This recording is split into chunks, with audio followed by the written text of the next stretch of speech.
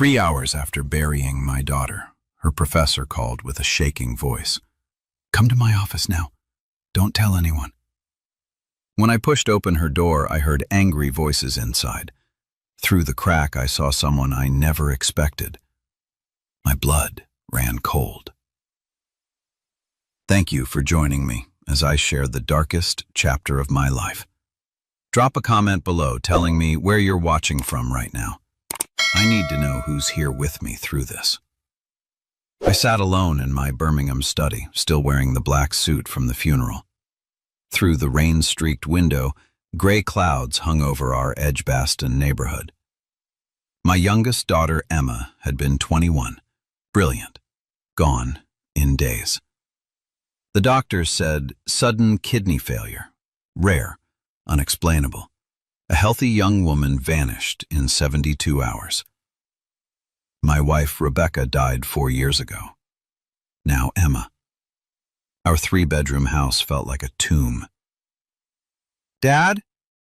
Victoria's voice drifted from downstairs. My eldest daughter had stayed close since Emma's death. "You need anything?"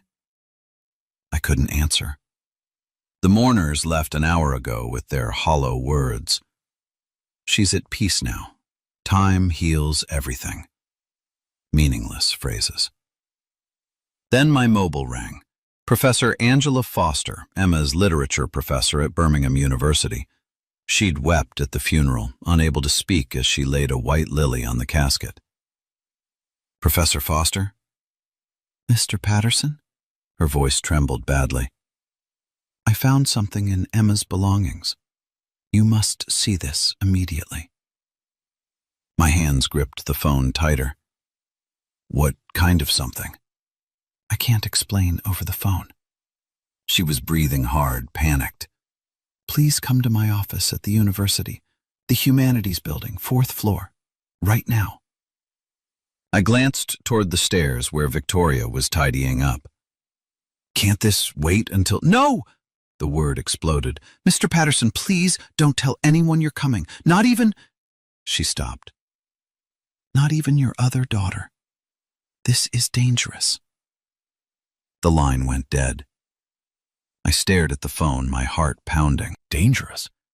What could possibly be dangerous about Emma's belongings? But something in Professor Foster's voice made every instinct scream that this wasn't ordinary grief. Victoria appeared in the doorway. "Going somewhere, Dad?" I forced myself to smile tiredly. "Just need to drive, clear my head." "Want company?" "No, love. I need time alone. Won't be long." She hugged me gently. "Take your time. I'll be here." 20 minutes later, I pulled into Birmingham University's visitor car park. The campus looked deserted on this Saturday evening, bare trees swaying in the November wind. The Humanities Building loomed ahead, its brick facade darkening in the fading light. I climbed the stairs to the 4th floor. Professor Foster's office sat at the corridor's end. I'd visited once before when Emma declared her major in English literature. Now, approaching that door left slightly open with light spilling out, I heard voices. "I told you to leave this alone," a woman's voice hissed, low and threatening. "Give it to me right now." "Please, this isn't—" Professor Foster's voice, terrified. "I said, give it to me." I moved closer, pulse racing. Through the gap, I glimpsed Professor Foster backed against her desk, hands raised defensively. Her face was chalk white, eyes wide with terror. And standing before her, holding what looked like a small blue notebook, was Victoria. My eldest daughter, who should have been home making tea.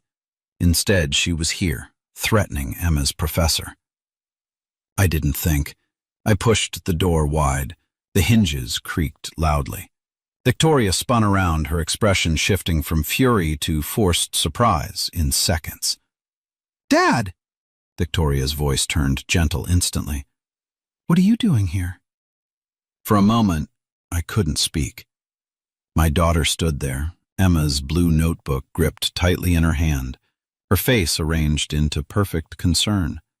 Behind her, Professor Foster pressed against the desk, fingers trembling. "I could ask you the same," I said finally. You told me you'd be home. Victoria glanced at the notebook, then at me, softening her expression apologetically. "I couldn't just sit around, Dad. I needed to collect Emma's things before the university throws everything out. I didn't want her work lost." She gestured toward Professor Foster. "She's helping me gather her assignments." Professor Foster nodded too quickly, desperately.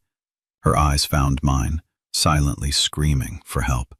Every instinct warned me something was terribly wrong. But Victoria's words sounded reasonable, caring. The responsible older sister, handling details I supposedly couldn't bear. "That's thoughtful," I managed.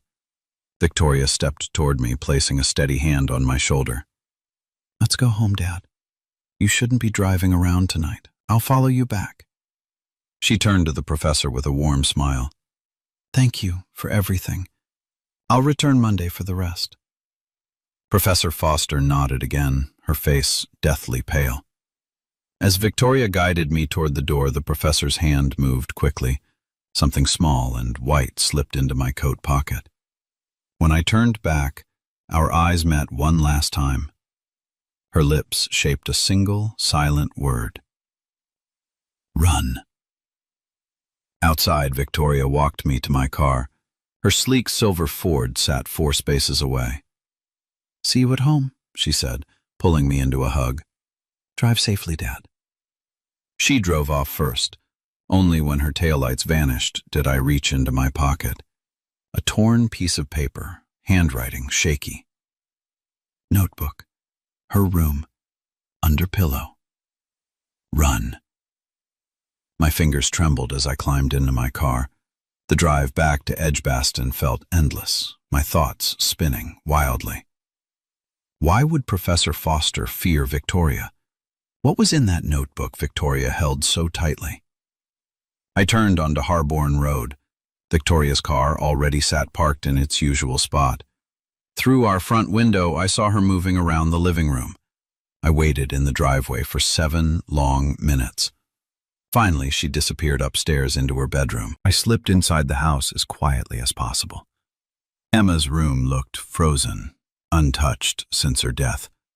Her unmade bed, literature textbooks stacked on the nightstand, the half-finished essay she'd been writing for her final project.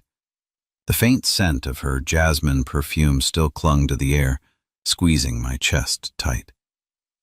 But I had a task. I lifted Emma's pillow carefully.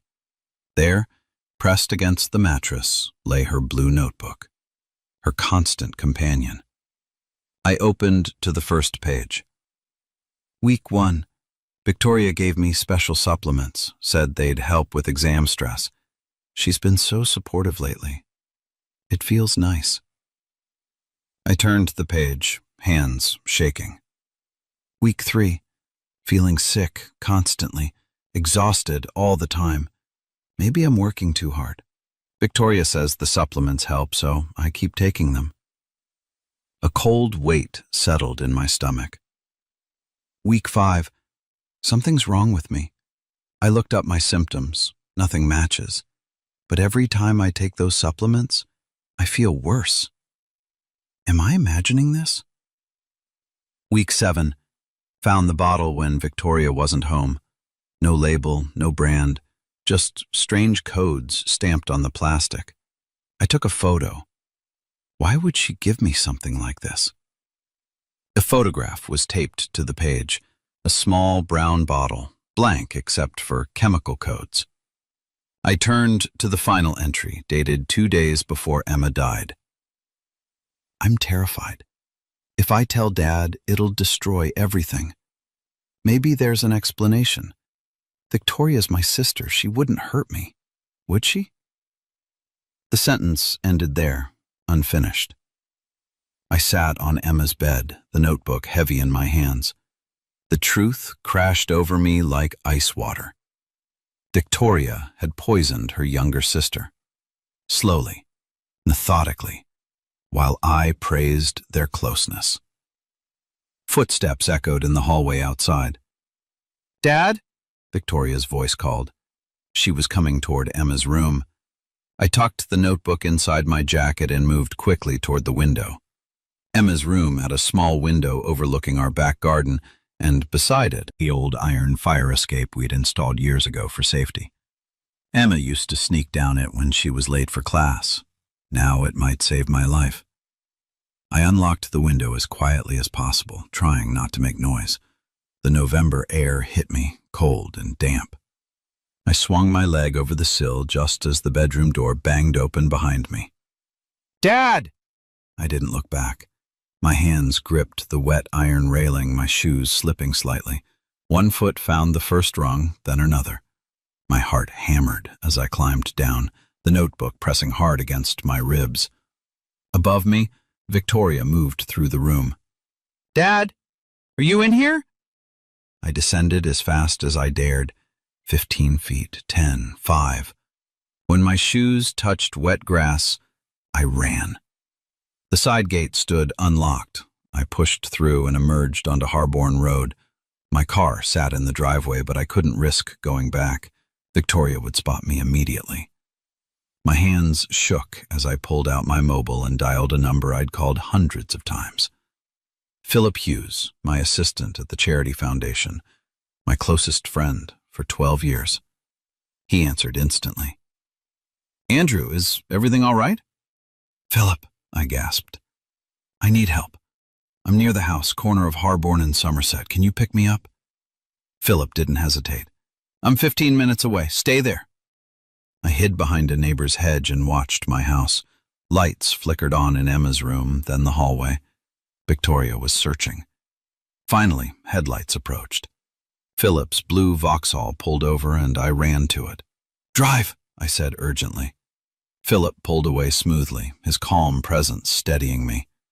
At 48, he'd guided me through countless foundation crises, but this was worse than anything we'd faced. "Where are we going?" he asked quietly. "Anywhere but here." I pressed my hand against my jacket, feeling the notebook beneath. "I'll explain soon."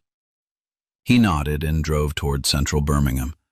12 minutes later, we parked at his flat downtown on Broad Street. Philip led me to his small apartment on the 9th floor where he sometimes stayed during late work nights. "Sit," he said gently. "Tell me everything." So I did.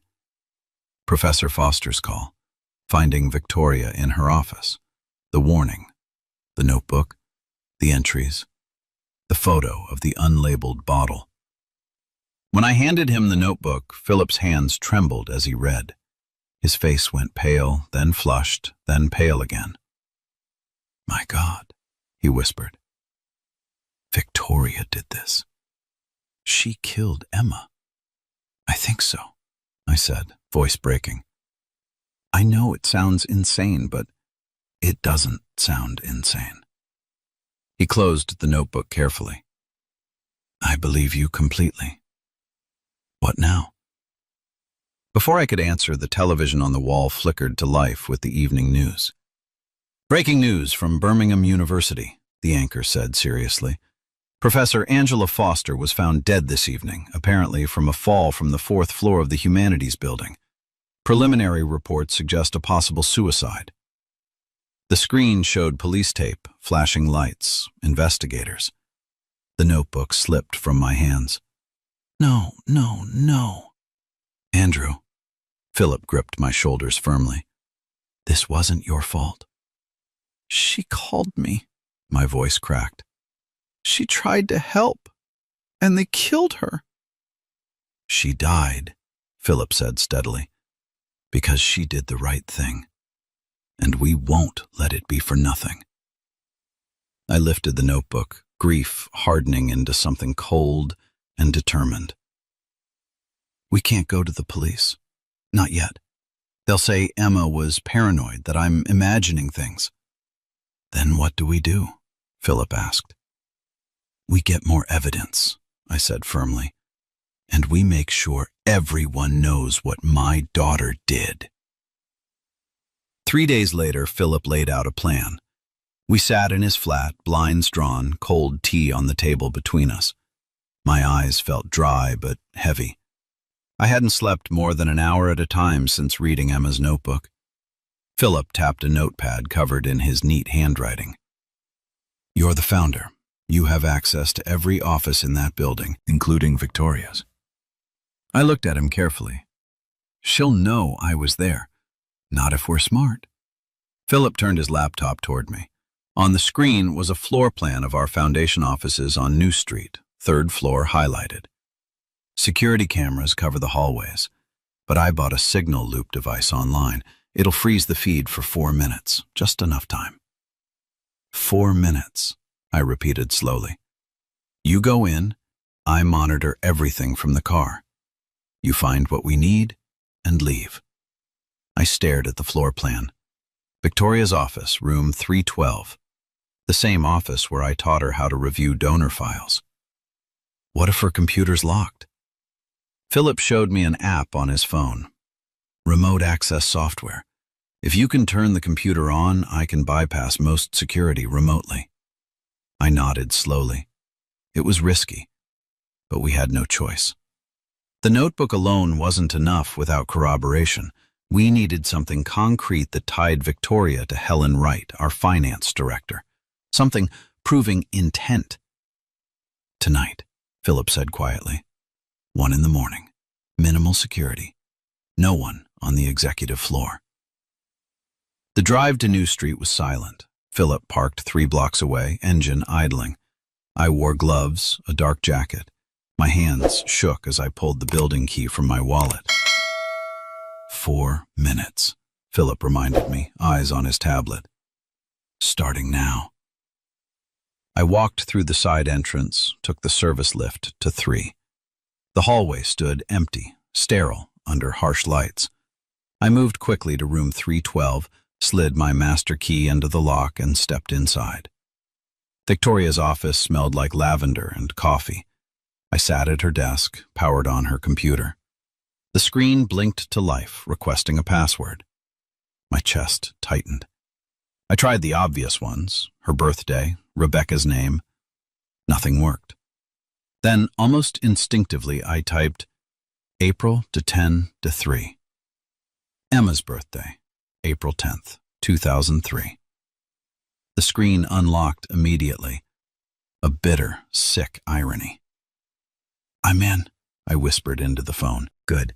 Look for a folder labeled private or something similar." I scanned the desktop frantically. There it was, private, locked with encryption. "Found it. It's protected. Give me 12 seconds.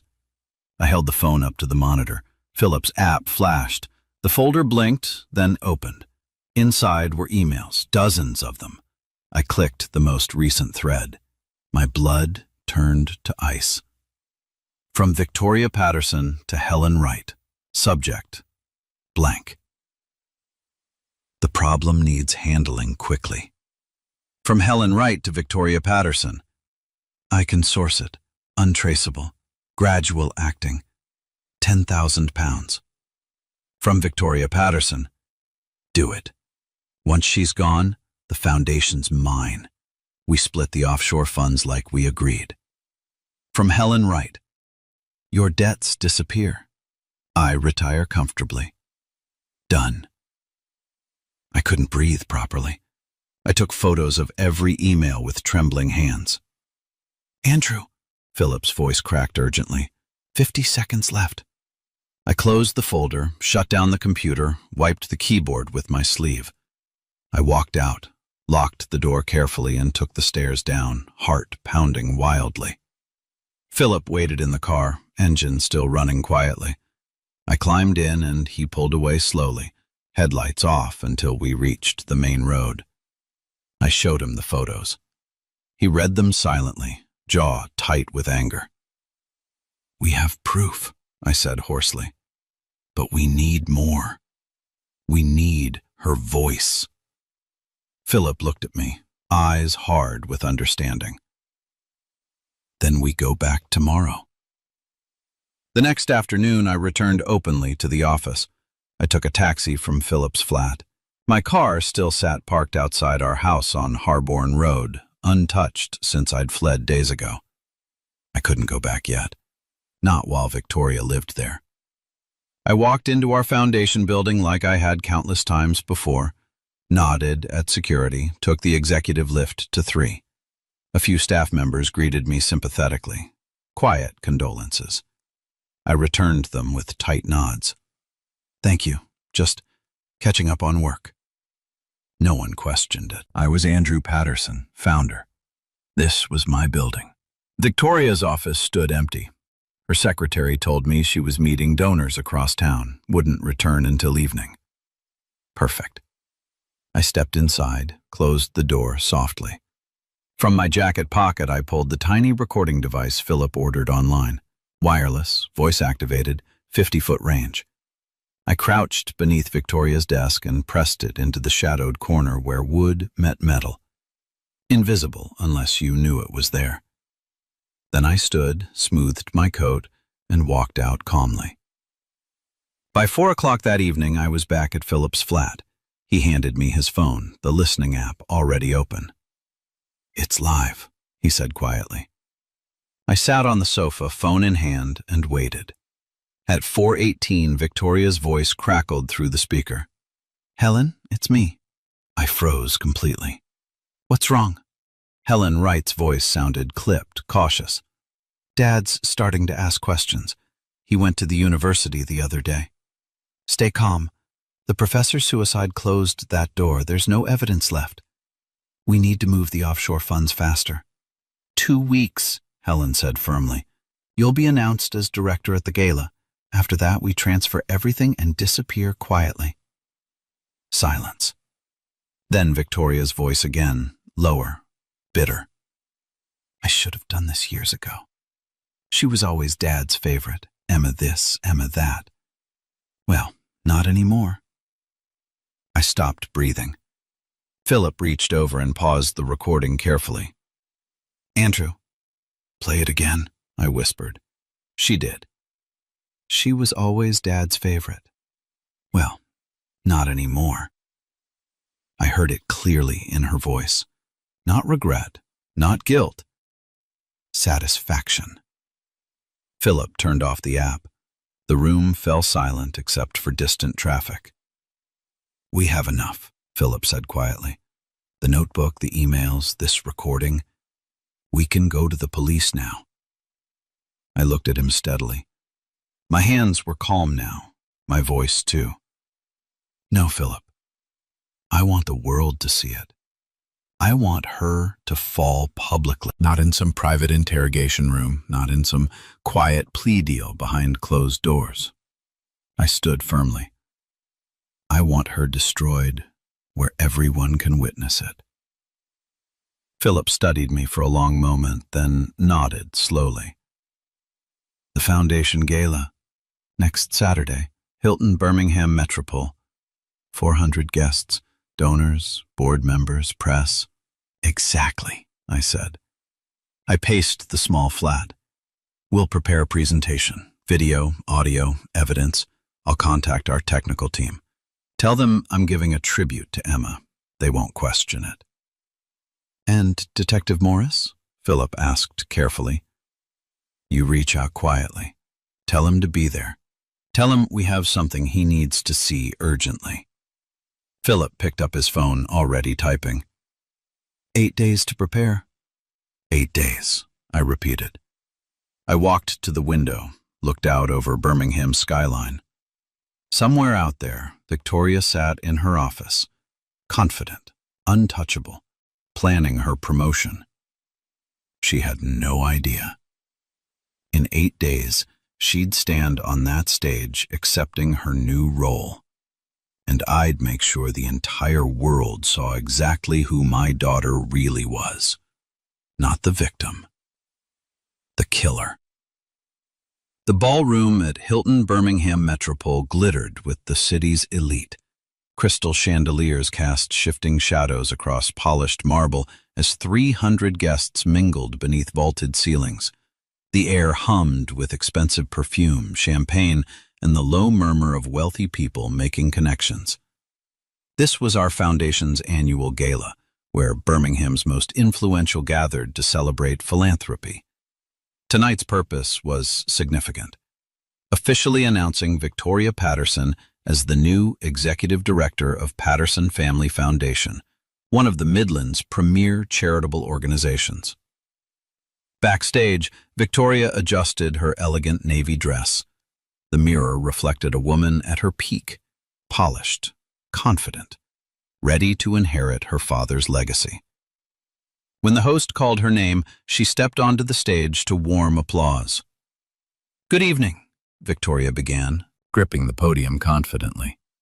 "To continue my father's extraordinary work is both a professional honor and a sacred family duty." She paused, letting the room absorb her words. "My late sister Emma would have been proud. She believed literature could transform lives." Her voice cracked just slightly. "This foundation is built on family values, integrity, and the dreams we pass forward." Applause swelled naturally. Cameras flashed brightly. Victoria basked in the admiration.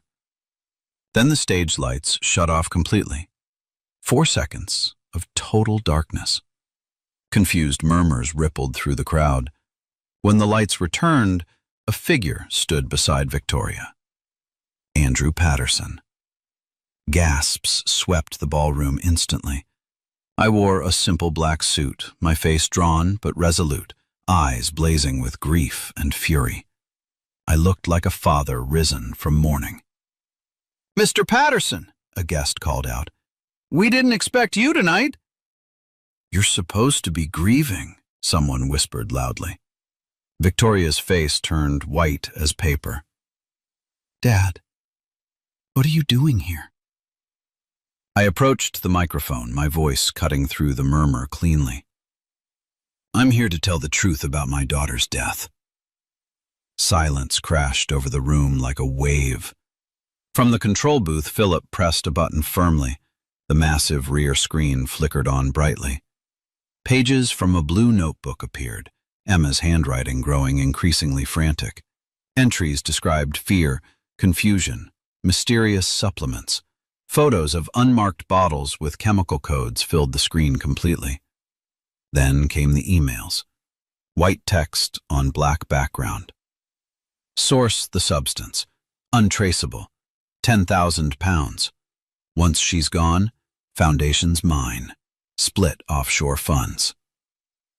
Shocked whispers erupted immediately. Phones rose to record everything. Then the audio played clearly through speakers. The ballroom exploded into chaos instantly. Reporters surged forward urgently. Donors stood in disbelief. Board members stared at Victoria with horror. Victoria spun toward Helen Wright, seated in the second row. "You told me this was foolproof," she hissed desperately. Helen stood abruptly, defensive. "Don't you dare pin this on me. You poisoned your own sister." "You provided the substance," Victoria shot back loudly. "You wanted the money." "I wanted?" Helen thundered. "You had £70,000 in gambling debts. I only helped for my cut." The two women, dressed in elegant gowns, hurled accusations while cameras flashed like lightning. I stood still at the microphone, watching them unravel completely. When I finally spoke, my quiet voice carried everywhere. "Both of you killed my daughter. For money. For greed." Victoria turned toward me, panicked and desperate. "Dad, I can explain this. Please. This isn't what you think." "Explain to the police," I said coldly. As if rehearsed, the ballroom doors opened. Detective Ian Morris entered with 4 uniformed officers. They'd been waiting outside, listening to everything. Victoria's eyes darted wildly around the room. She bolted toward the back exit, but the crowd closed in. Hundreds of witnesses blocked every escape route. Phones raised like a wall of truth. Camera flashes blinded her completely. She stumbled badly, covering her face, but there was nowhere left to hide. Before 300 people, under Birmingham's brightest lights, everything she'd done was finally revealed. If this story has moved you, please take a moment to like this video and share it with someone who needs to hear it. Your support means everything. They arrested both Victoria and Helen that night. The evidence was overwhelming, irrefutable. Detective Morris had everything recorded from outside the ballroom doors. Within hours, footage from the gala went viral everywhere. Twitter, Facebook, YouTube. Headlines exploded across news sites. Charity director's daughter accused of murder at Birmingham Gala. Confession shocks city. Patterson family scandal rocks foundation world. The trial came 6 weeks later. I sat in courtroom 4 of Birmingham Crown Court. The room smelled of old wood and tension, fluorescent lights humming overhead harshly. The gallery overflowed with reporters, former colleagues, curious onlookers, and some of Emma's university friends wanting justice. Judge Howard Stevens presided, gray-haired, sharp-eyed, known for fairness without mercy. Even he seemed affected by the gravity of what Victoria and Helen had done. Both defendants sat at separate tables, gaunt, pale, their expensive clothes hanging loosely. Victoria stared forward, jaw locked tight. Helen stared at her hands, hollow and defeated. Prosecutor Monica Price rose firmly.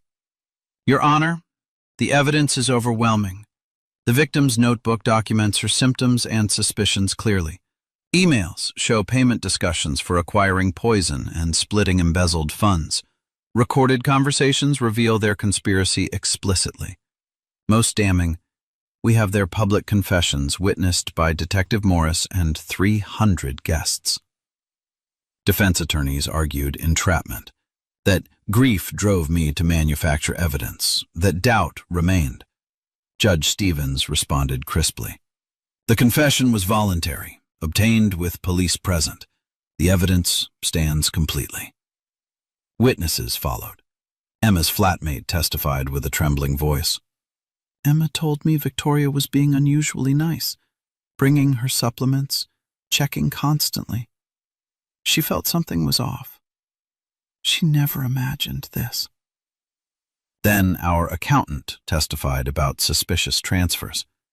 Piece by piece, the case built an unbreakable wall.